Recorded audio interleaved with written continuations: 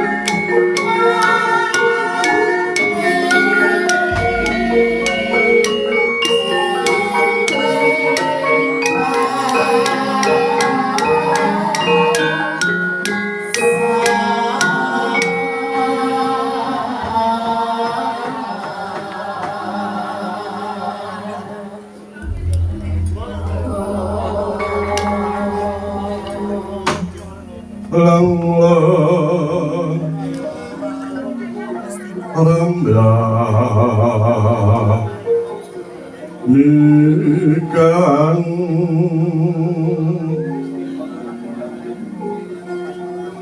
wayana kang lagyo sumas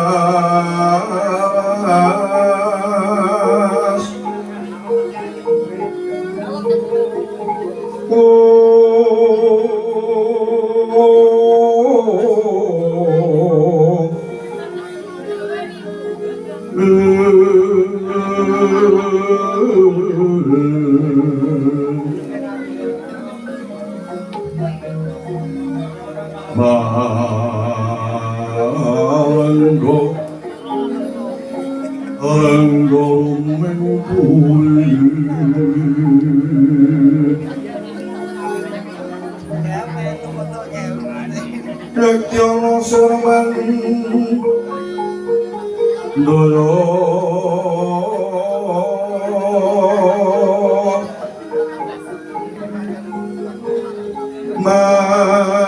mandoyo sagaling gesmo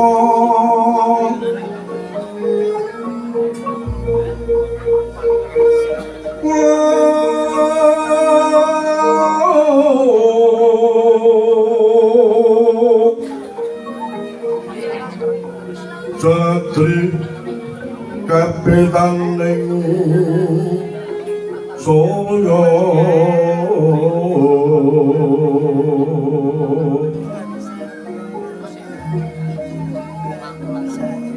tenang tewang ko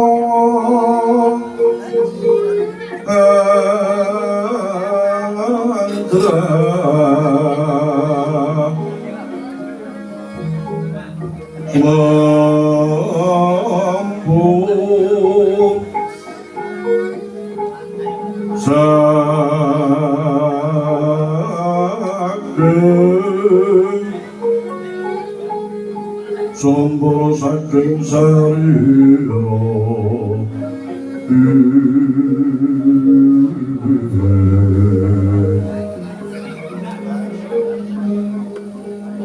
Resang sakaring Narendra Tomo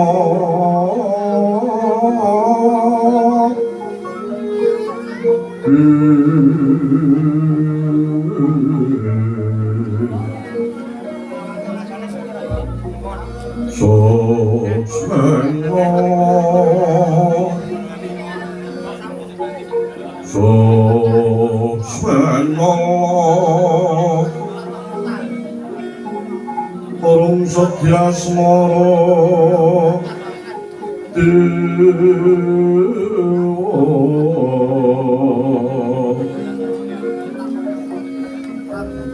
Dewa taning Soksmena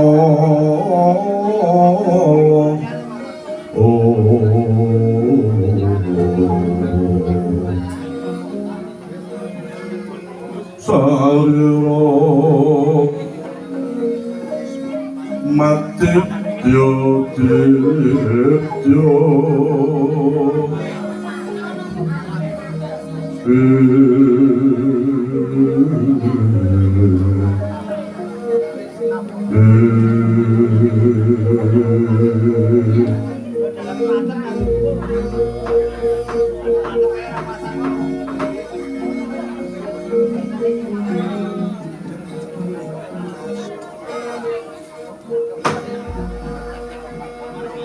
Wong mangastu masidan sekaring bawana langgengku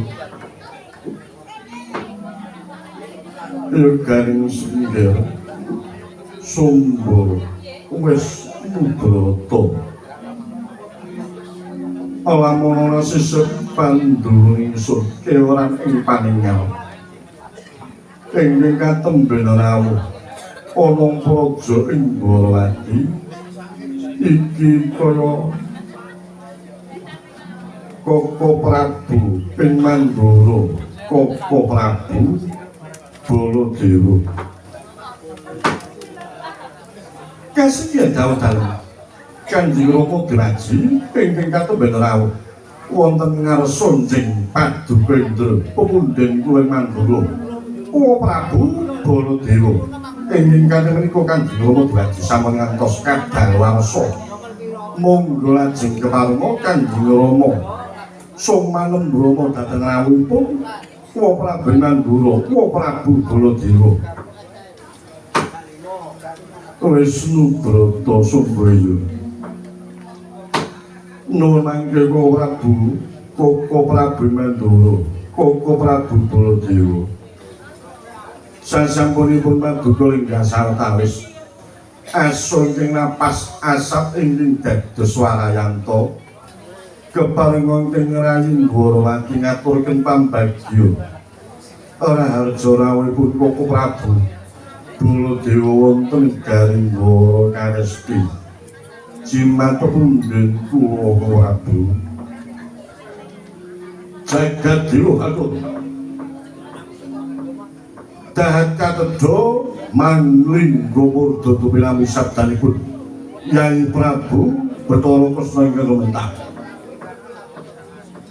Awit saking pamujinipun Yai Prabu Bathara Kresna lampah kula saking Mandura dumuginipun Praja Dwarawati kalis ing Sambekara Nirbaya Nirwika kejawi saking menika Yai Prabu keparenga Raka para ing Mandura ngaturaken pudyasta mugi kunjuk wonten kandhap pepadanipun Yai Prabu Sri Bathara Kresna. Sabdanipun Koko Prabu kula tampi dawuh sami-sami. Sumbo aja nganti kadaluwarsa kaki ngaturna sungkem pangabekti kunjuk ana ngersane pepundhen Mandura. Prabu ingkang putrapun Sumba Wisnu Brata ing Paranggaluda keparing ngaturaken sungkem pangabekti kunjuk sandhape kepundutan Wa Prabu Mandura, Wa Prabu Baladewa. Anakku wong bagus, anakku wong jlekonet, anakku klunyat tak tompo kowe ngaturke pangabekti urusan wong adoh. Pudya pangastawaku ingkang kebat tanpa rono. Sabdanipun Wa Prabu Kusti wonten pucuk ngrupi dados jimat palipe. Koko Prabu ingkang nglayu Setyaki ngaturaken pangabekti kunjuk. Setyaki Singomulan Jaya banget panarimanipun kakang. Pangabektiku tanpa rono sabdanipun Koko Prabu Kusti wonten pucuk ngrupma mugan dados daya caya caya.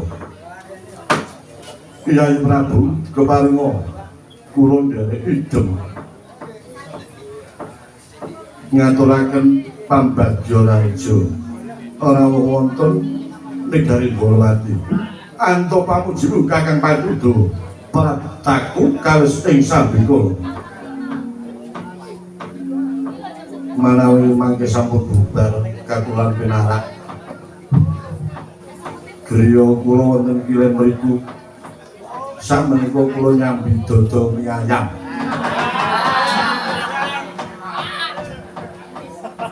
Kelingan jaman semono wiwit nabuh upaya 2.500 nganti tekan saya ini jilane wis ora kuwo melu. Yen ana wektu kemirukan kepaksaku kampil ana ndur kandhang syukur mangan bagyo. Nuwun Koko Prabu keparenga lajeng ing ngerayi nyuwun prisa menapa to wigatosipun Koko Prabu rawuh wonten negari Dwarawati marang kula waspadhaken semu gita-gita sajak anenawu gati.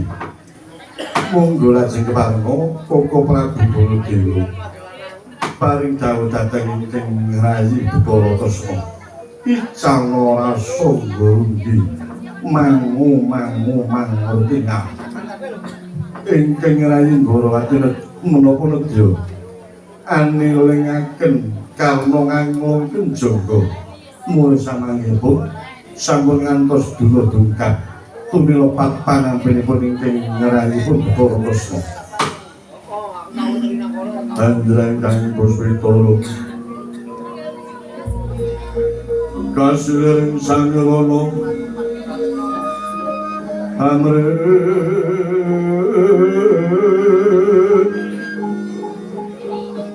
Sekar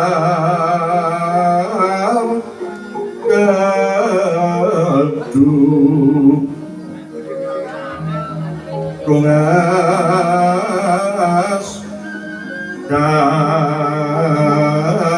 Gandanyo Haro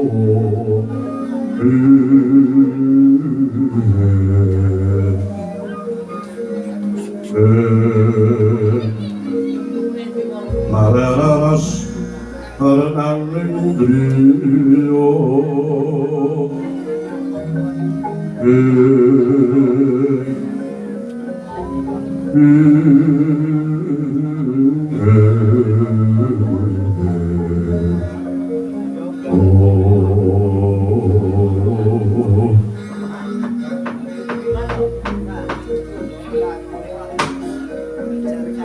Kebarmatur Oroko Poro Kunjung dengan sanipun Kyai Prabu Durkresna.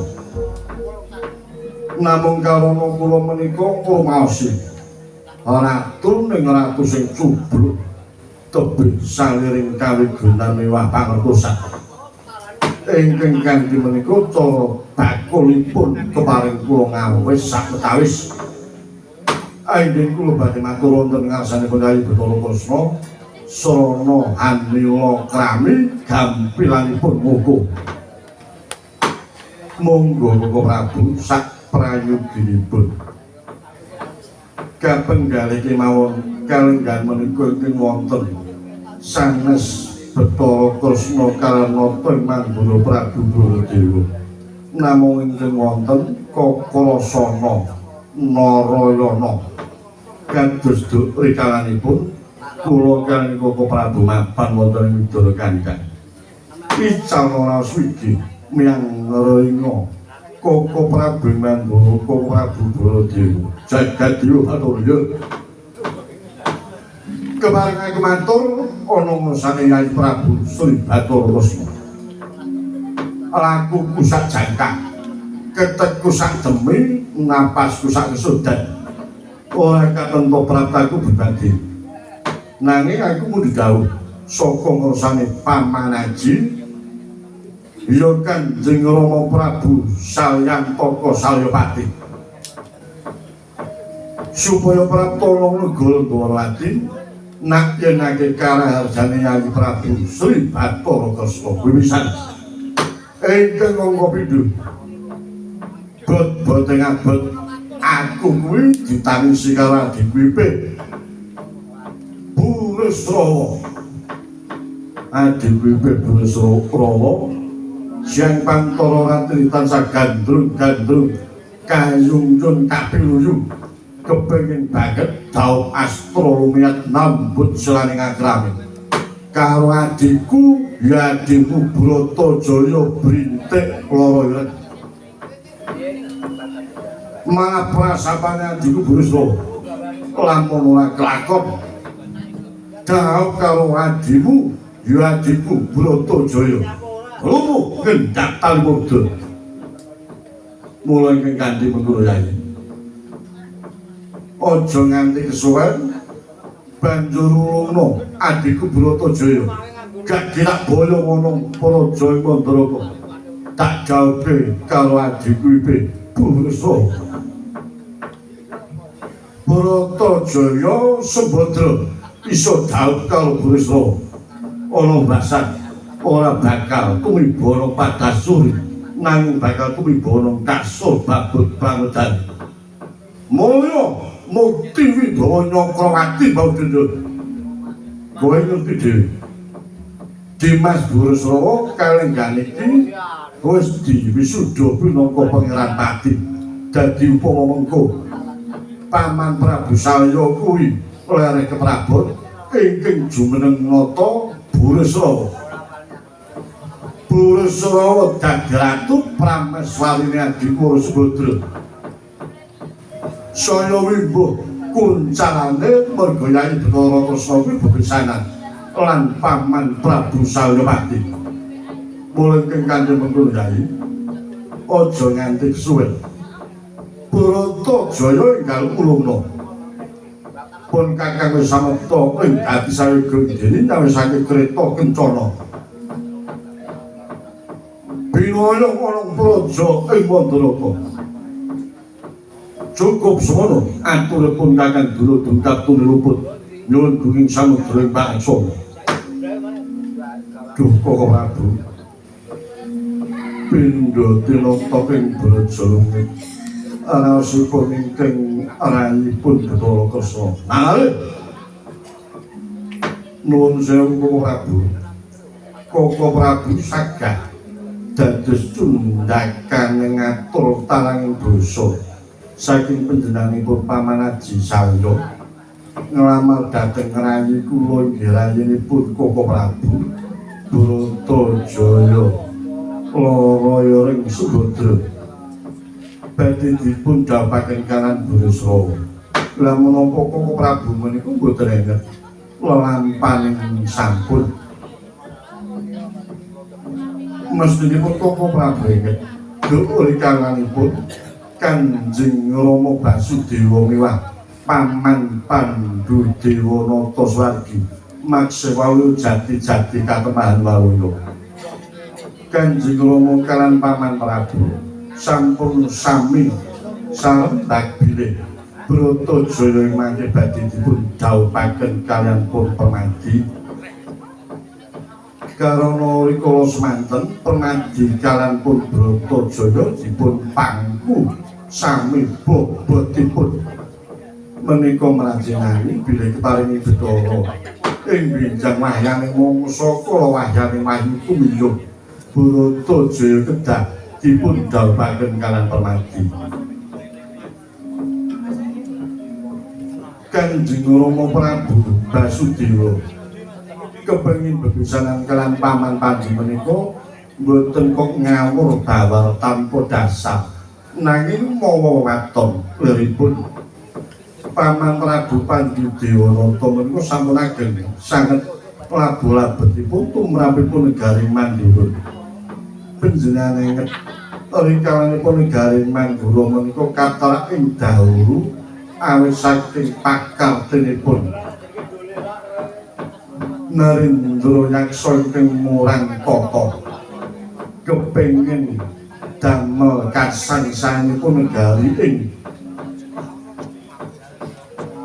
Mandura ing satemah Kanjeng Rama menika keputangan budi kaliyan pun Paman Pandhudewanata. Menika sepisan kaping kalipun panjenengan kedah labu-labetipun permadi tumrapipun negari Mandura. Rikananipun Mandura kathah dawuh saking pakartinipun Kangsa Dewa. Mboten namung menika Koko Prabu. Koko Prabu saged dawuh kaliyan ingkang rayipun Irawati. Menawi jagat menika mboten wonten labuh-labetipun kaliyan permadi, tanging lamun Koko Prabu saged dawuh kaliyan Kakangga Dewi Irawati. Mongko labuh-labet kautaman menika nuwun sewu Koko Prabu. Mboten saged dipun tumbas, mboten saged dipun tebas. Sarana kathahing brana pijes saged dipun tumbas, saged dipun tebas. Sarana labuh-labet bebuden ing saiki. Nuwun sewu Koko Prabu. Manawi mangke rayi kula Sumbadra saged kadhawuh kaliyan pun Burisrawa kula kuwantos nampi bebenduning Bathara ingkang akeh jagat nampi wewelakipun Kanjeng Rama Basudewa miwah Paman Pandhudewanata. Montat jojor kinentap jojo bang maring wis enteknya Mangala Cakra gumatut kang patuning wati.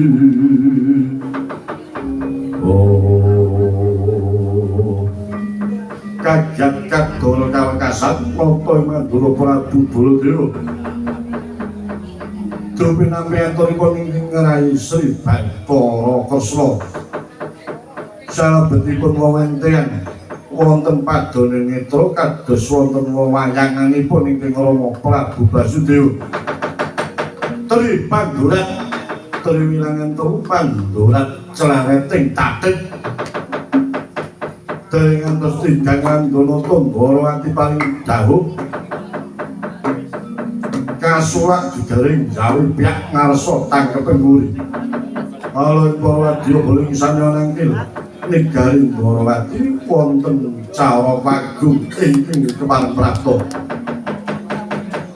alon Borawati ing sanyanangkil konco blak kono dayo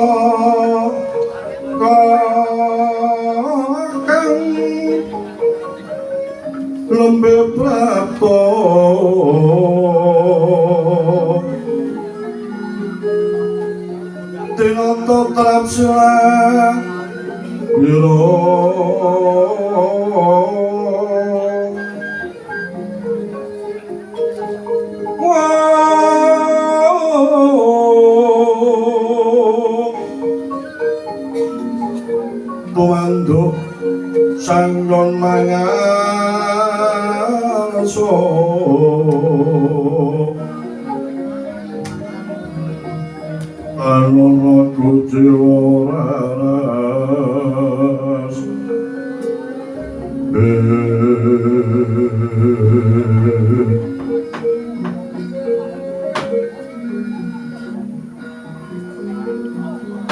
Nuwun sewu Koko Prabu Baladewa. Mobilatur kula semun dadosaken sengkeling penggalipun Koko Prabu. Namung kapundhatono dumugi semanten langkung luwih. Kawon Borawati nampi rawuhipun menawi boten kelentun menika bibi Kunti Nalibrata kaliyan Dimas Arya Bratasena. Aja nganti kadaluwarsa gage enggal ngaturna pangabekti rongsane bibi Kunti Nalibrata Koko Prabu Baladewa iki. Nuwun mangke Kanjeng Bibi Kunti Nalibrata sasampunipun lenggah ingkang kanthi prayogi keparing kula ngaturaken pambagya pamatrami sarta boten supe keparing kula ngaturaken sumung kuping pangabekti kunjuk sandhaping pepadanipun Kanjeng Bibi Kunti Nalibrata. Iya Bathara Kresna kanto pamujimu praptanipun ibu kala sing sampe kala Bayana Rikala lamun suwung ngaturke pangabekti mongsanipun bibi sedaya tampa ora luwih putih pakastawanipun bibi tampan ana kula Narayana Bathara Kresna. Sabdanipun Kanjeng Bibi Kulesti dados jimat paripe Sena padha Kanjeng Harja anto pamujine Kresna kakangku ora takono praja Ndrawati kalis ing sambekala syukur mangayu gagya Bratasena Wijayasena. Kanjeng Bibi Kunti Nalibrata kepareng kula ngatur ing pambagya harja rawuhipun Kanjeng Bibi Kunti Nalibrata. Iya yanto pamujimu Baladewa Kakasana prataku kali sing sampe kala Bratasena padha Kanjeng Harja anto panestune bune kakangku kalis ing sampe kala prataku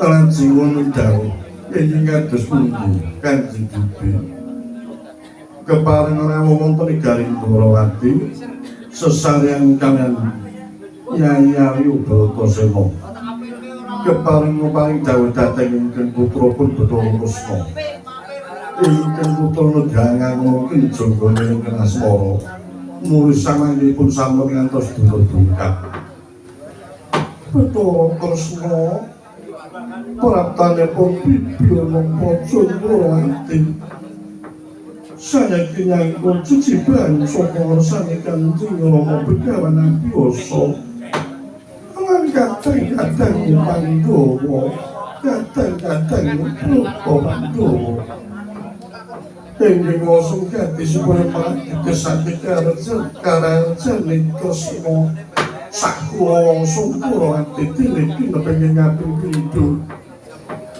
pun bibi supaya mangkakaken pamratikesake utawa nanjake kapan kene bakal ndhawe antarane Permati lawan Bratajaya karo ing Bratajaya karo Permati wis dipacangake rawasanto pasar sukane Kang Mas Pandhu Dewa Notaswargi lan Koko Prabu Basudewa Swargi.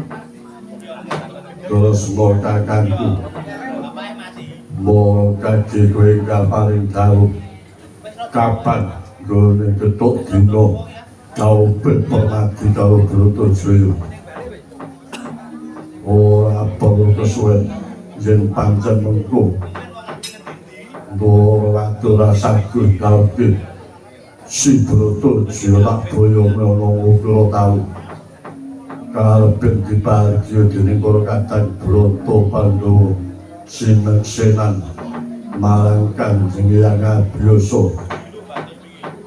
kakenggal kowe paling dawuh besok kapan sebisa meneh dawuh Bratayajaya karo Permadi Perkudara Kanjeng Bibi Kunti Nalibrata saderengipun Kanjeng Bibi menika ora wonten Garing Dwarawati dados nang pamriksa Koko Prabu Baladewa sampun keparing rumiyin rawuh bahwa sing dadi Koko Prabu Baladewa ugi nglamar dhateng rayi kula pun Bratayajaya badhe pun dawaken kalangipun Bureswara ingkang kanthi menika Kanjeng Bibi kula maos ewuh ing pambudi kalajeng kula kedah matur kados pundi Kanjeng Bibi Kunti Nalibrata Yayi Kresna ora perlu ewuh-ewuh aku sing keparing caswangsulan kunjuk ana Kanjeng Bibi Kunti Nalibrata lang-lang indriya mangun mangkung Gandhanari manyayalena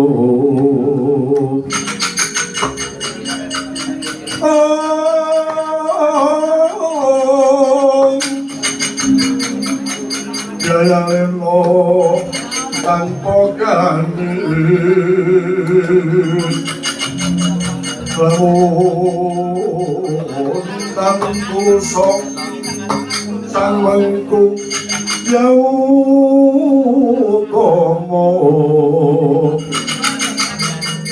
rata muda usih angrepa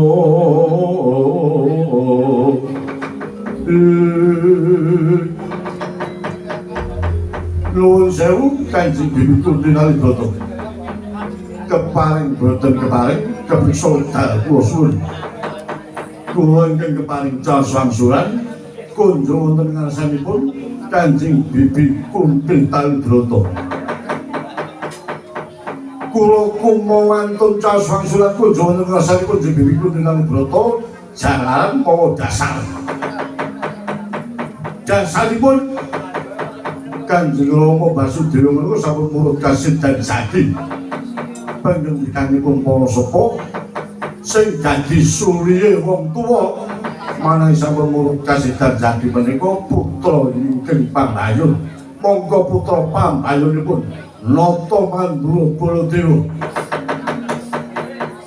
apa yo ngono Bathara Kresna dumpi prayoga ngarsanipun Koko Prabu Baladewa banjur kepine Baladewa apa ngrelakake atimu Bratayajaya kathah dening anakku Permadi Baladewa apa rasane mandhami kula sampun gadhahi petanganipun jangkep lenipun Rai kula Bratayajaya sagedipun daud kalanipun Permadi menawi Kanjeng Bibi Kunti Nalibrata kula wangsa Brata Pandhawa menika saged minangkani menapa ingkang dados panyuwun kula boleh kakangku aja nganti kesuwen banjur pergi dadi bebanane ngendika ingkang kanthi terang lan terwaca Bibi Kunti Nalibrata kula gadhahi panggon manahe panuwun kula sedaya menika saged dipun pinangkani enjing sontenipun Bratayajaya badhe kula dhawuhaken kalih pun Permadi manawi sonten saged dipun pinangkani enjingipun Bratayajaya Permadi badhe kula dhawuhaken dene menggah panuwun kula benjang dadi tempuhipun damel dawuh panjenengan sang pinanganten menika kedah mawi sarana serasan dene pinangka pasrah panambinipun wujudipun kebun tanu pancal panggung sungu bungalan cacahipun 140 menawi cicir setunggal kemawon kula boten saged nampik sepisan malih pinangka serat-seranipun kebun danu utawi maisun danu pancal panggung sumu bungalan cacahipun 100 kawan doso dene kaping kalipun renggan kasuwargan kembar mayang kayu klebu dewa daru kembar mayang kayu klebu dewa daru reroncenipun menika saking lombok terong ingkang isinipun mutiara mongko menika saking kasuwargan kaping tiganipun dapuripun pinanganten menika mapan wonten ing Bale Saka Dumas Bale Saka Dumas do menika sak judo mas menika 200 Bale Kencana ing saka guripun 800 kaping sekawanipun kirapipun pinanganten kakung putri kedah mubeng jangkep wonten garing Gorowati Salonite kereta kencana ingkang dipun kusiri Dewa Bagus kereta kencana ingkang dipun kusiri Dewa Bagus sasampunipun menika lajeng dipun pahargya panjenenganipun menika kedah wonten tetabuhan welangan suka palisuka sarana krawitan uyon-uyon mboten kok saking Kendari Sada nanging gangsalipun saking kayangan Dunggring Saloko bangsa Lokananta ingkang ngabuh menika para dewa Tridasa Wataknawa ingkang ngendhang menika Bathara Mriki ingkang ngedong langsang panunggalanipun menika sedaya para dewa kedah tumurun wonten Praja Gorowati mongko sindhenipun para widodari saged kurang sawiji menawi menika boten saged kalaksana tangelipun permadi kula dhawuhaken kaliyan Bratayuda menika dereng ingkang pungkasan kedah wonten pahargyan beksan namun beksanipun boten kok gambyong pangtul gambyong sanes-sanesipun beksanipun menika nyoladi wonten pragusa seta ingkang saking beksa wonten pepucuking pecut penjalin tinggal bibi Kuntinali Broto menawi sedaya wau sagedipun pinanggani sedaya wau sagedipun pinanggani sepisan malih enjing dipun pinanggani sonten Parmadi Brodojaya bariku dhawuhaken sonten dipun menapa enjing sonten dipun pinanggani enjingipun badhe kula dhawuhaken cekap semanten atur kula njur bibi Kuntinali Broto Broto Seno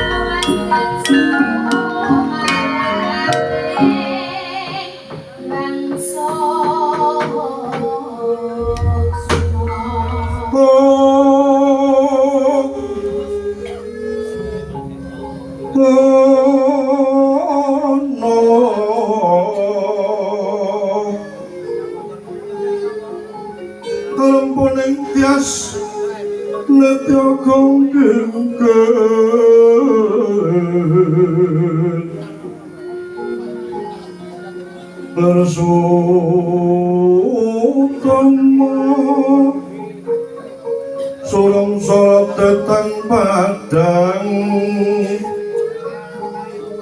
katalengan imo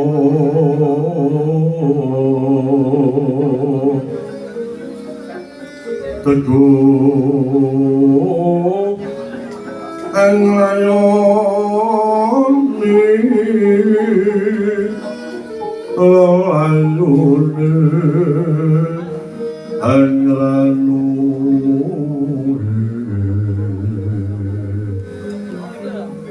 tudewa petaraning jagat Lenang suksma jati walilo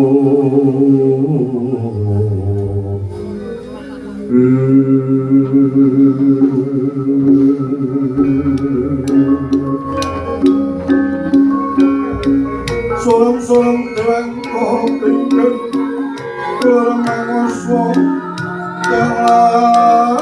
Kelangkon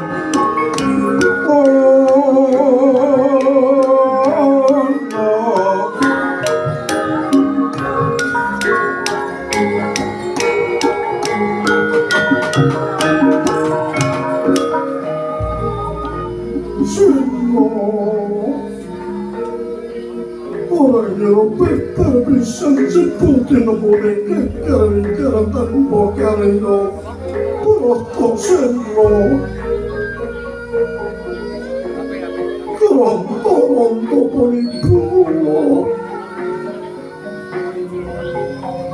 Soko Ngamal toprak kene guru-guru anti-juri wayangan Gampang lalu bakal dapet pemati Proto Jaya cepotin ngone Angel tangan lamun kelakonnya umum Punipu koyo Itu tangan sumes-sumes Kalau pemati Proto Jaya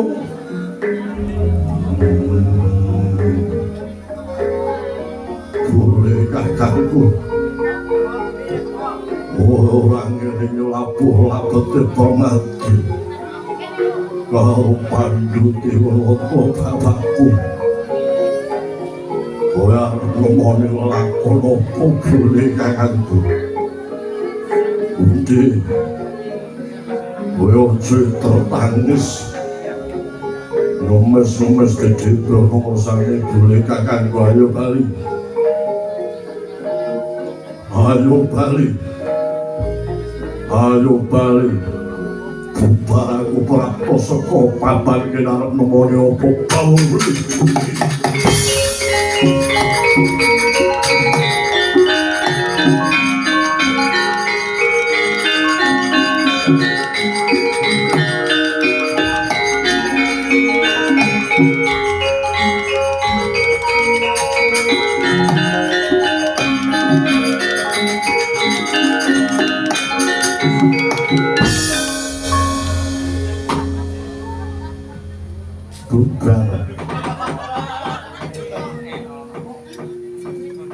Sesundi kok Prabu saged netra kula mboten saged tanggelawan dhateng lekasipun Kanjeng Bibi Kuntinani Brata dene Koko Prabu Baladewa teka tego tegel nyuwun bebaning semonten angelipun semanten awaratipun monggo menawi kula kalih sedaya pamundhutipun Koko Prabu tangeh lamun kelampanipun. Jadi Bratajaya Pramadi kuwi mustikaning Jawa. Aku darbe pamundhut kaya ngono kowe ora tanggap ing sasmita. Kowe kuwi jarene titising mesmu Bathara. Dewaning adil, dewaning kabagyan, kawicaksanan, kawaskitan, puskasawira marang kowe. Nang sebab apa? Aku duwe panyuwun kok ngono ora tanggap sasmita. Dene titisan mesmu Bathara.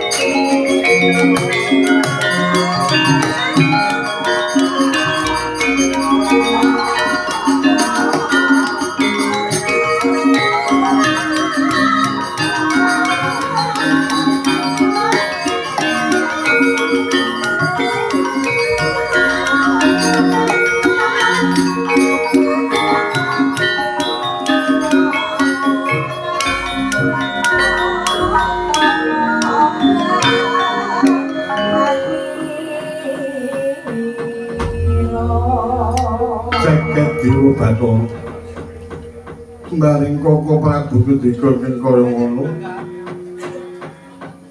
kaya kutung banget apa ingkang dadi pamikirku Sumba Setyaki ndawis padake Koko Prabu Baladewa anganti sangganing para Kurawa ana muga-mugane tak pasrahke marang kowe kabeh Setyaki Udawa lan sak panunggalane aja nganti lali lamun sira padha nindakake pakaran aja nganti lero marang watak mangala sirah abondo sumitra asawamatur mikurake kulawangsa iren-miren ruwani sakutu hamengkun Gusti ingkang kanthi mangkono alangkumu duwe adik-adik kanthi adhedhasar bebener ingkang kanthi mangkono uga jeneng para ora bakal anggleya mindak ing ambek angkara